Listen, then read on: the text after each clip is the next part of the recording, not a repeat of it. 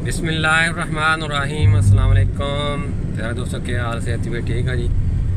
अज जनाब तुहानू असीं मदीना शरीफ से ज़ियारत करा रहे हैं। हज़रत अली रज़ी अल्लाह तआला अन्हु बीबी फातिमा के घर की ज़ियारत कराने, उत्थे तुहानू लैके जाने। अपने ने वकास भाई साहब दसो थोड़ा बहुत। ये जी हज़रत अली रज़ी अल्लाह तआला अन्हु और हज़रत बीबी फातिमा रज़ी अल्लाह तआला अन्हु इस घर च रहे ने। अच्छा, उस तो बाद हज़रत हसन हुसैन रज़ी अल्लाह तआला अन्हु बड़ी देर रहे।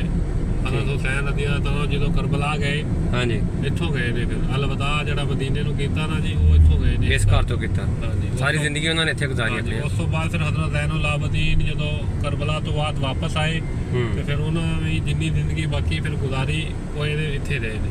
हज़रत इमाम ज़ैनुल आबिदीन उन्होंने अपनी बाकी जिंदगी सारी इत्थे गुजारी।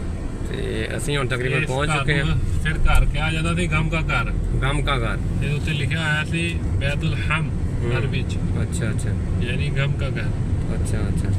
बस असीं हुण पहुंचने वाले हैं, तो फिर आओ तुहानू ज़ियारत कराने। देखिया जी,